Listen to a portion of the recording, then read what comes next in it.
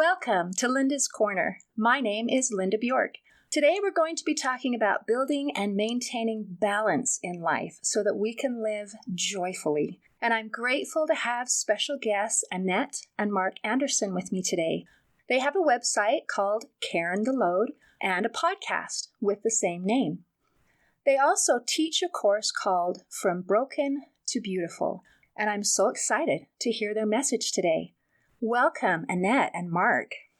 Thanks, Linda. Thank you, Linda. We're excited to be with you. Oh, I am delighted to have you. I checked out your website and I watched a couple of your videos, and I have some questions to ask to get started, if that's okay. Can you tell me a little bit about Carrying the Load? The name kind of intrigues me a little bit. Where did that come from, and why the symbol of a cairn? Well, Mark and I both love to hike.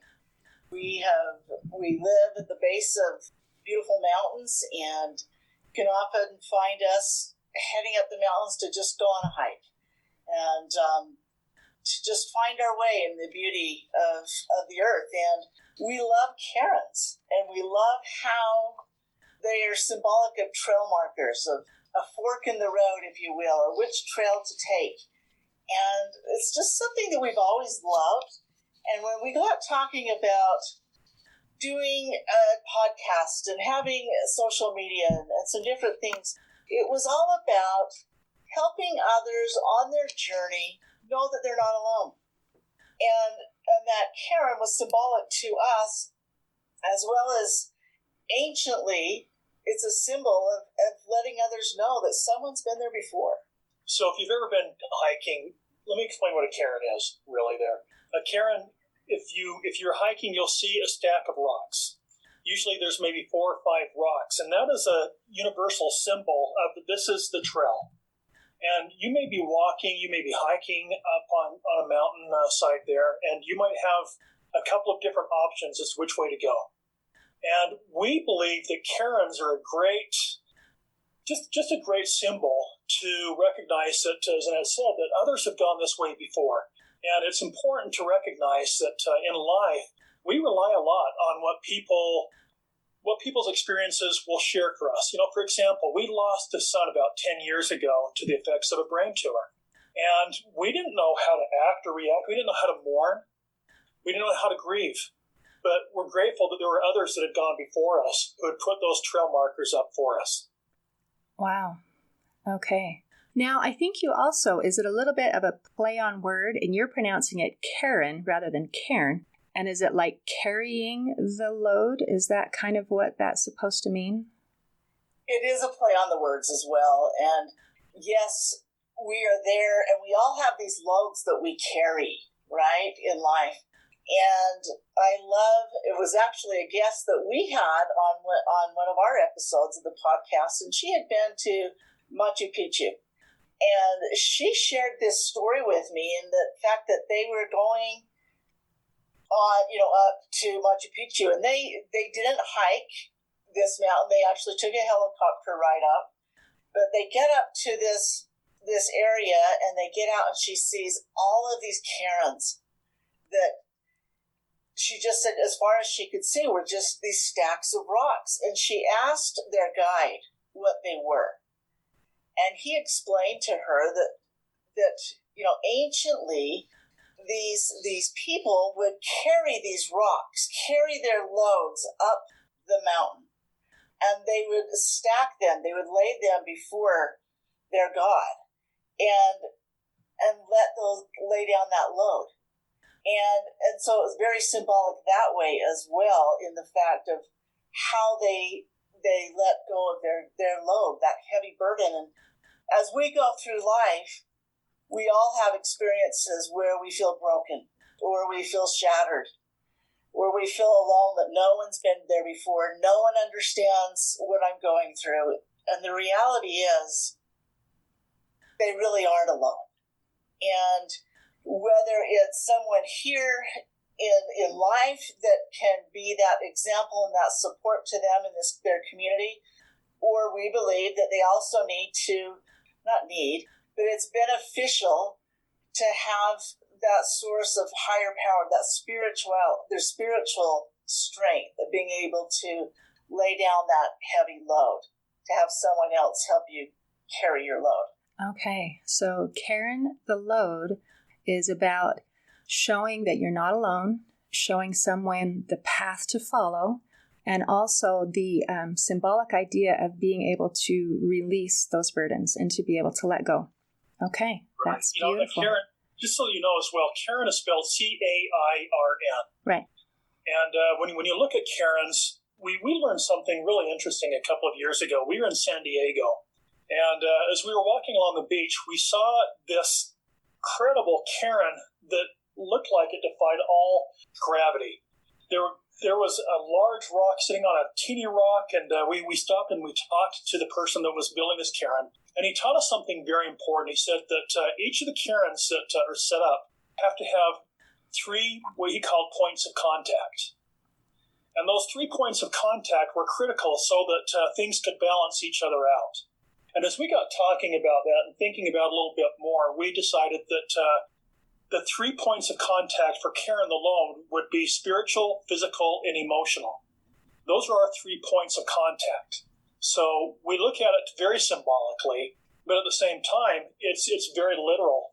It is a literal thing. It was so interesting when we were there on the beach, because he was showing us how to stack these rocks, because we could not understand, how can you stack this 50-pound rock on top of this little stone?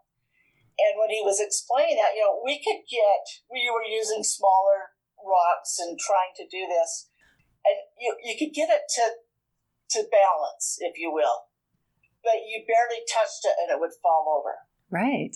But if it had those 3 points of contact, it was able to withstand the storms, the wind. And that's so much like life, that we can be going along and feel like we're handling things right, but some things are going to come and they'll blow us over. But as we are supported physically, spiritually, and emotionally, we have that ability to withstand those winds and the rains. And the winds and the rains come to everybody. So being able to withstand, or even be able to get back up again. And that kind of brings me to the next thing that I wanted to ask. I noticed from your materials that you often refer to the Japanese art of kintsugi, also known as kintsukori. And I thought that was really interesting, because the first time that I ever heard that term was from my friend, Jordan Bruff. And he had just finished reading my book, Crushed, and he was asking me some questions and talking about it. And he asked if I knew what kintsugi was, and I confessed that I didn't. And he explained that it is the Japanese art of repairing broken pottery using lacquer dusted with powdered gold, so that it actually makes the pottery, the artwork, the whatever it is, more interesting and more beautiful and even more valuable than it was before it was broken. And he said, "You remind me of kintsugi. You are deeper. You are better than you were before you went through this." And I thought that was interesting. And this conversation took place about a year ago, and I actually completely forgot about it until I was looking at your website and looking at that, and I thought, oh, yeah. So do you want to tell me some more about your use of that? I'm assuming that that's where broken to beautiful comes from. That is. And I thought you might, I was hoping actually you would bring this up.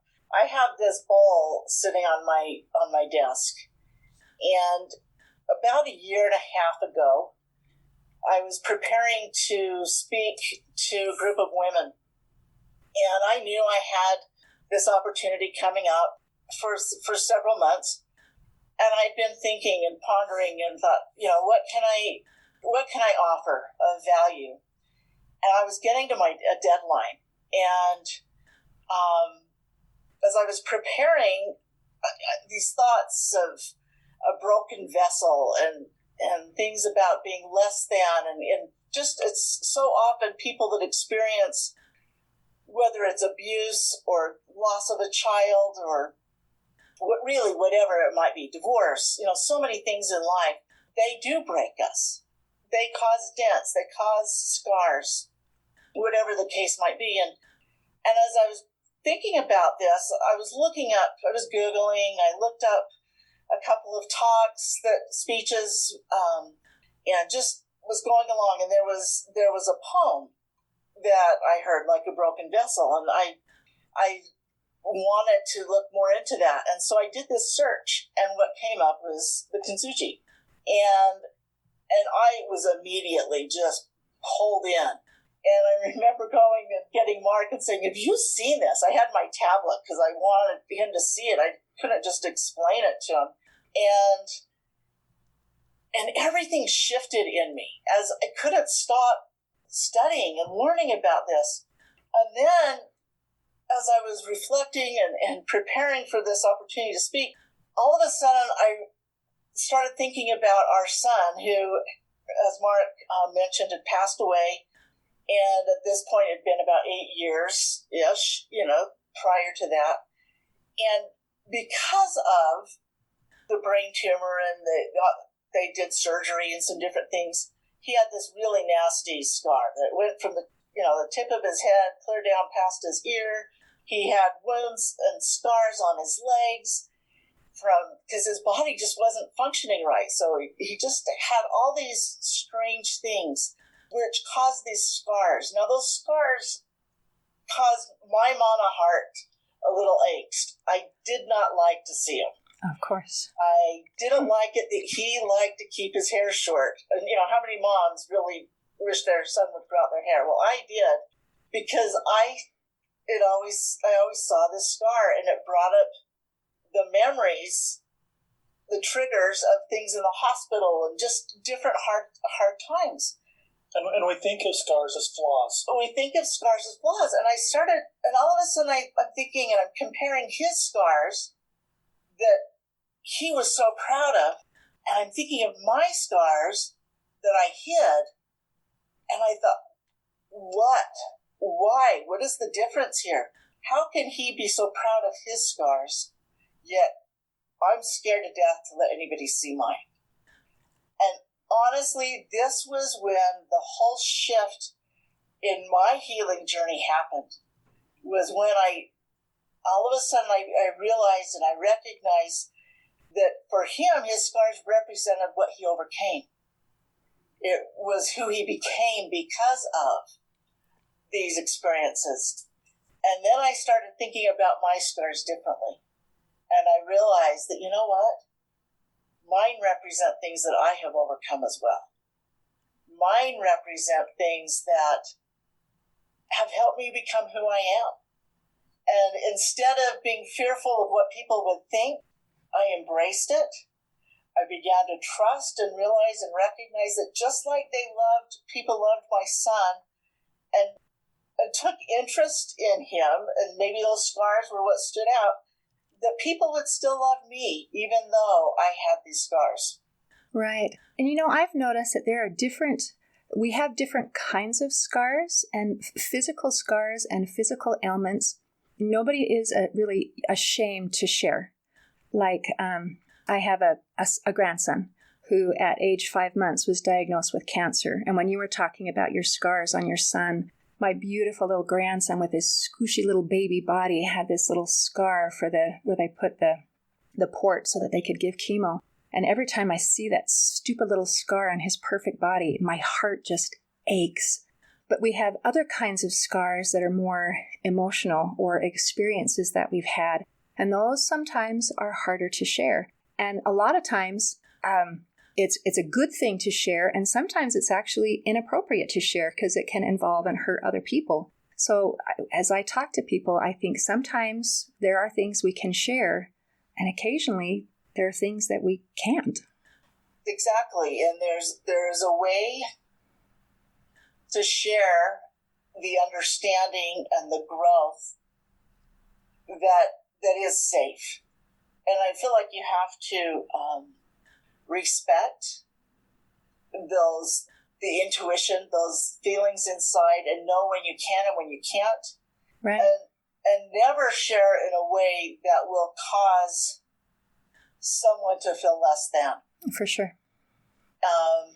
one thing for me throughout this journey and throughout when you also look into the Kintsugi, where it is mended, where it is put back together with that precious metal, it's actually stronger. Oh, really?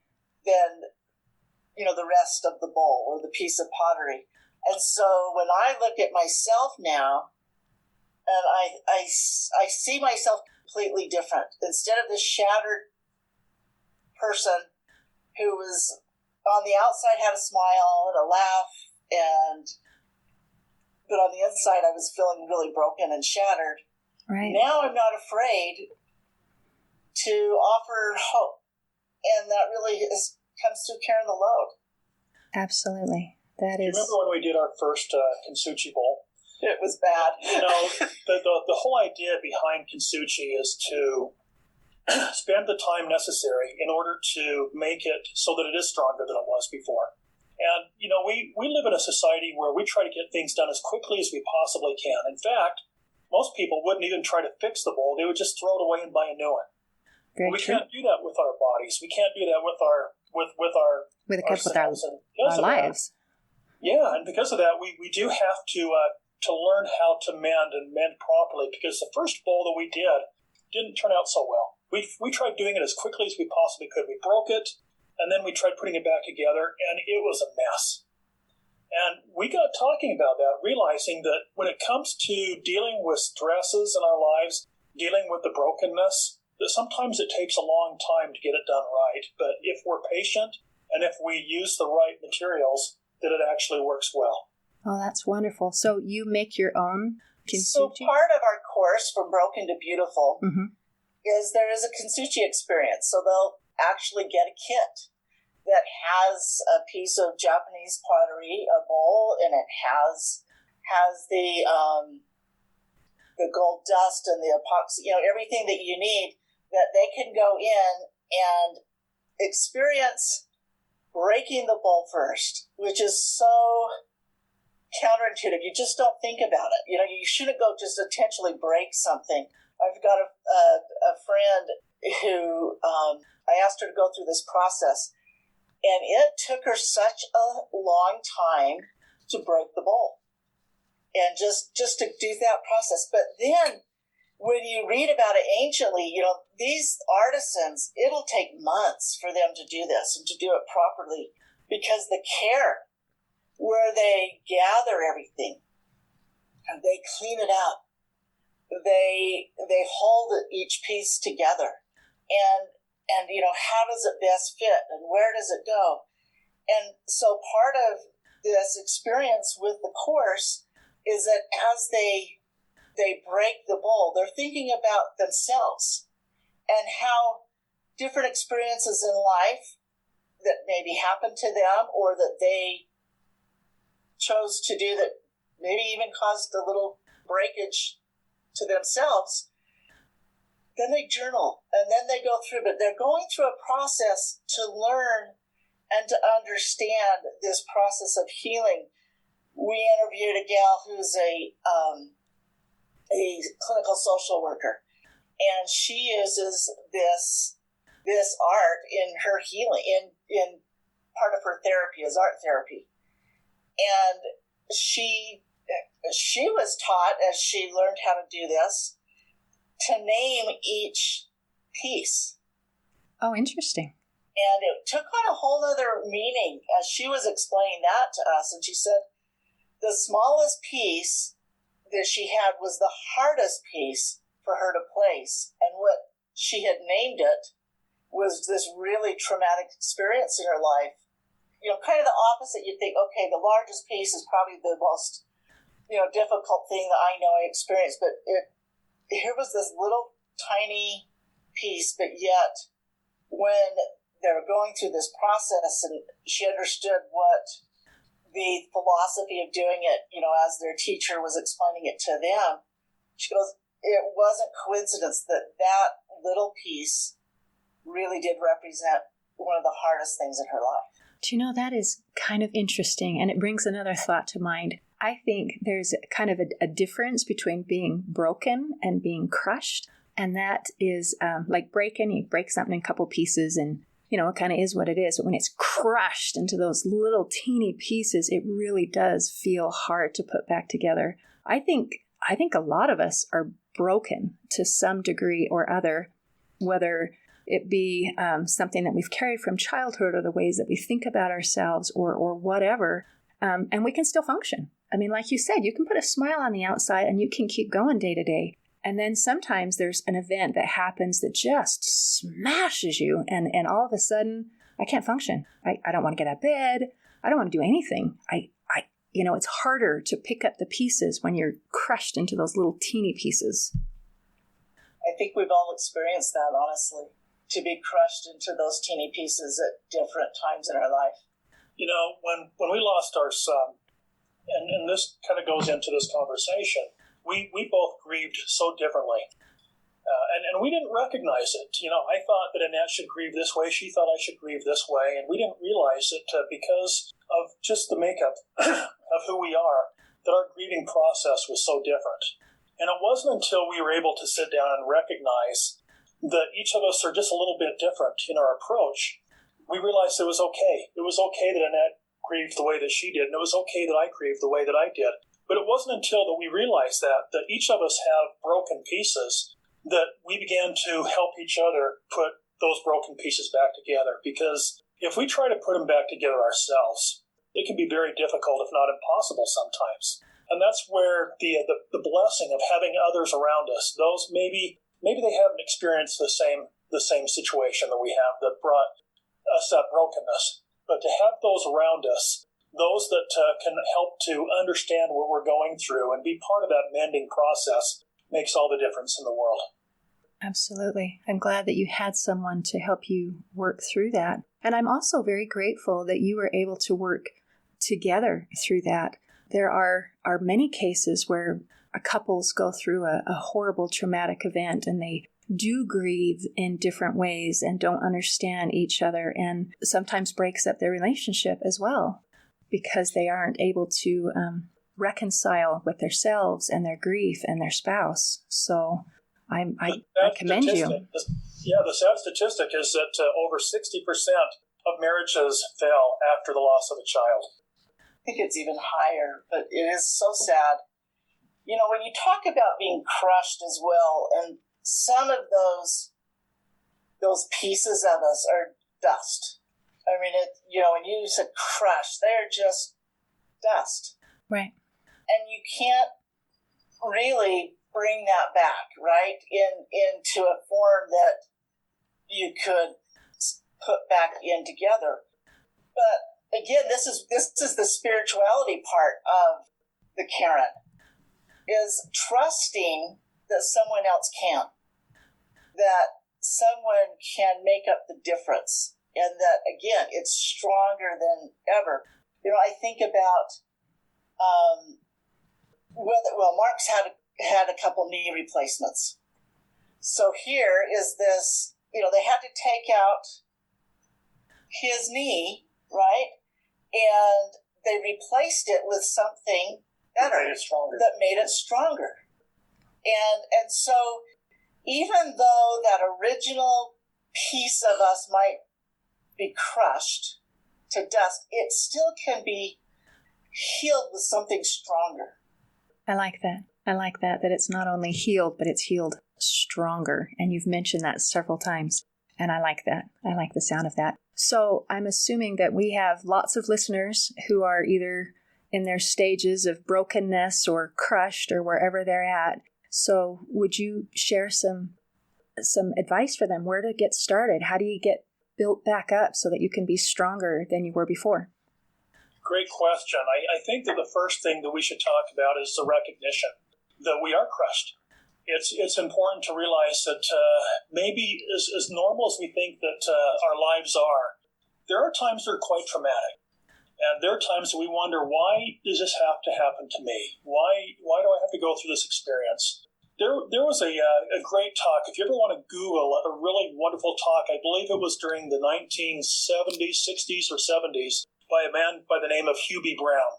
And Hubie Brown gave this talk talking about the gardener and about pruning pruning the currant bush. I believe the talk was called The Currant Bush. And you're familiar with that I am. talk there. And I love that talk because it talks about the fact that sometimes we have to go through some really hard things before we can recognize that it was for a wise purpose. And for the fact that as we went through that experience, it did make us stronger. So we just used Conshushi as an example, but there are so many examples out there. We were talking with someone this morning talking about a piece of marble. And if a piece of marble could talk, each of those chisel hits, they would say, "Ow, that hurt. Why are you doing this to me?"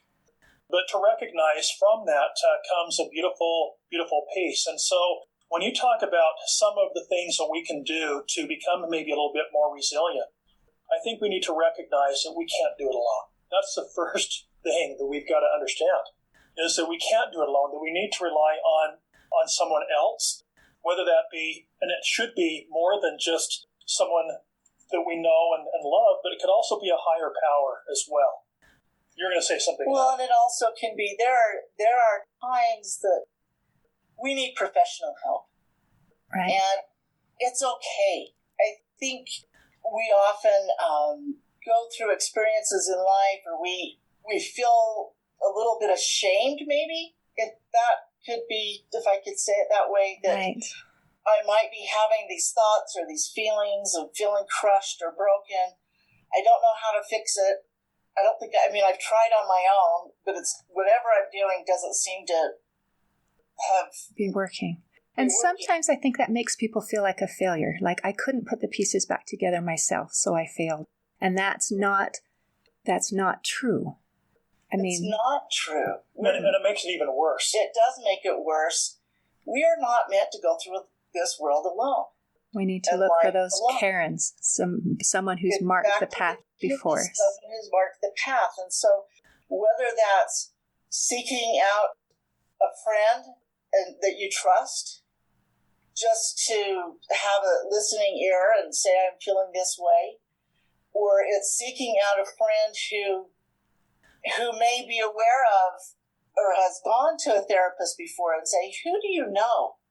Who would you recommend? We have lived in a society where we have no problem if we're diabetic getting insulin and going to the doctors and taking care of ourselves, or if we have a really bad infection, we get the antibiotics.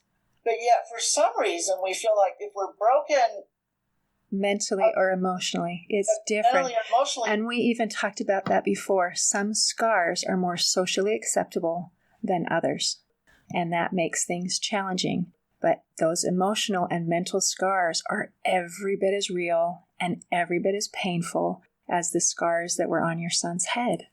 They're real. They're so real. And Mark and I often share that, there are things, especially like our son, who passed away, we would not trade who we have become or who our relationship with God or with each other for anything. But we would never want to go through it again. Of course. I understand that very well. And, people that have struggles emotionally or mentally, it helps them become who they're needed to become. We also do sometimes is we substitute bad for good. In other words, we might binge, maybe we're upset. Maybe we've done something that I'm so disappointed that I did this, and we'll binge eat, or we'll binge watch TV, or do something that is a counter substitute to what we really should be doing. It makes us feel better for a little bit, that candy bar. And we're not saying that those things shouldn't be part of our lives, but we need to recognize, and you asked, what are some of the things that we can do? We found some very, very simple things that we can do that have to do with mindfulness.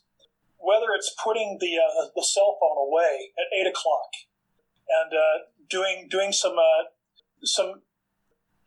other activities during that time, or whether it's to stop watching news programs 5 hours a day. That can be pretty depressing in and of itself as well. But whether maybe we sit down, we do some meditation. We had never really meditated before, maybe a couple of years ago. But to find a quiet place where you can spend time just breathing, just thinking, and not having to think about the here and the now, about the things I've got to get done today, about everything that's on my agenda. Because when we think that way, we soon lose track of the things that are really important. Right. Linda, another thing, some of the tools that we offer on our website on Care in the Load is just what we're talking about. We're helping others to create a toolkit of resources that will help them, whether they're in the middle, whether they're starting this journey down this road or this path, or they're towards the end. I believe that we never reach our destination. We're always learning and growing and progressing, and so we need to have resources that will help us. And so we believe that we've gathered some wonderful resources. We never profess to be the experts in these things, but what we have done is we have looked to those who are experts in certain areas. We've compiled those. We've brought them in, things that worked for us, things that have helped us on our journeys. And again, just sharing that with others. And so those are all free for everyone to just go log on and use if they were part of the course. We feel like when you go through these experiences that kind of break you, we lose sight of who we are sometimes. I remember after our son died, and I think it was, about 6 months after, and our youngest son had gone off to college, and Mark was traveling a little more with his work, and I found myself home alone.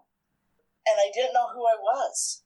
I had been a caregiver for so many years. A wife and a mom and a caregiver. I was just surrounded. And then all of a sudden, they're gone. And I didn't know who I was.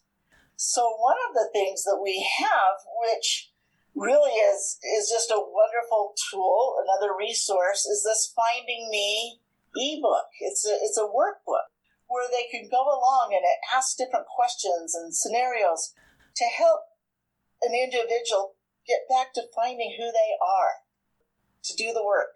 It's a practice. And we're offering that free to your listeners as well. Oh, wonderful. And they just go to your website, Care in the Load? Yes. Wonderful. I'm going to look that up.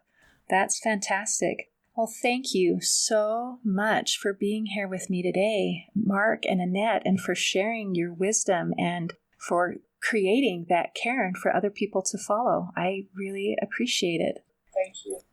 In closing, I'd like to share a quote from TV personality Linda Hogan. She said, "Some people see scars, and it is the wounding they remember. To me, they are proof of the fact that there is healing." Today, I invite you to actively seek healing in your life. See you next time on Linda's Corner.